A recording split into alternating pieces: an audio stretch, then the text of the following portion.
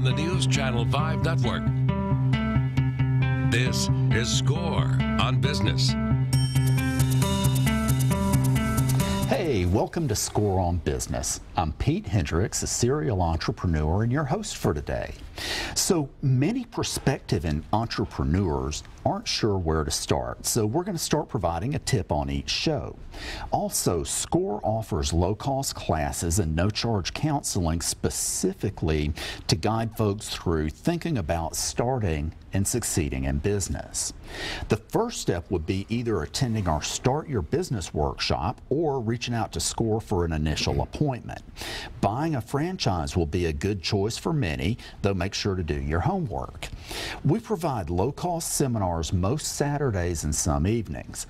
In January, we have Start Your Business, Write Your Business Plan, Develop Your Business Model, Financial Projections, and more. Information on all these events is available at scorenashville.org. Click on the Workshops tab at the top of the page. Okay, so your tip for this show: execution of plans is absolutely critical.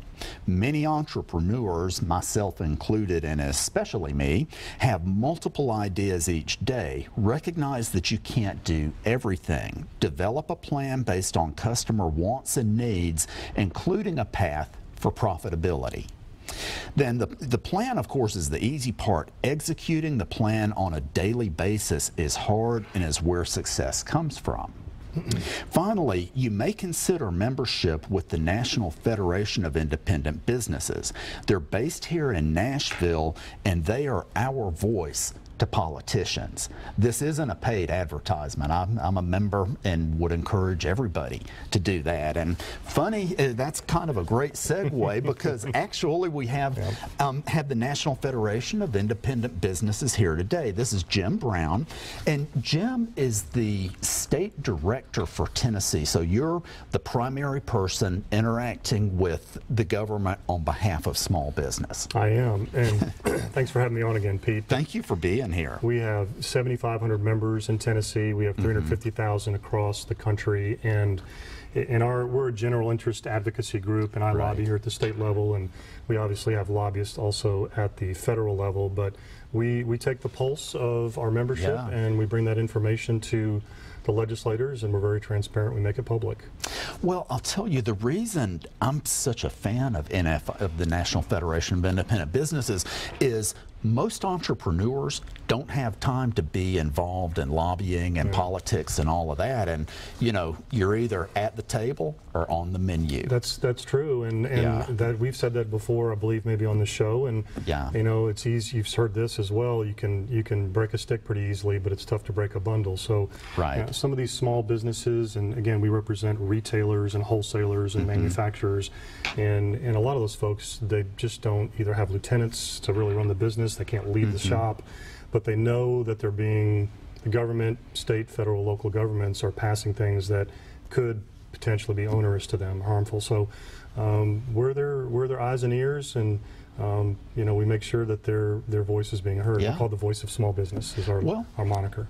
Yeah, and so, you know, speaking of that, January is a big deal in the state of Tennessee. It is. Talk to us. Well, January 12th, we are going into session again. We always go in on the first Tuesday of January, and we're going to have a busy year this year. Last year or two, and for businesses in Tennessee, I think it was a little quiet overall, but there are typically in a year 200 bills that we will track each year. I think it'll be at least that this year. There are already 35 what I would call pretty substantial bills or ideas that are being floated out there. So, you know, typically this time of year it's about half that. So, but we're thinking this year is going to be quite busy. So, what's important this year? I think well, first thing that's important really is to make sure that we know what the membership is thinking before we go in there. So our process is very different than most organizations. We go to the 7,500 members in Tennessee. We have a ballot that you received as a member in November. Yeah, it was very detailed. I filled it all out. Thank you. And you have 4 questions on there this year that you answered and others have answered, and we'll have those results shortly that we'll put in a press release and send to you and the legislators.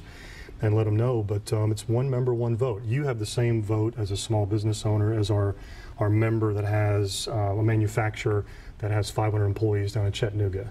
Okay. But another thing that's really nice about the ballot and why the legislators respect it so much, and the governor, is that we take the issue and send it to the proponents and the opponents.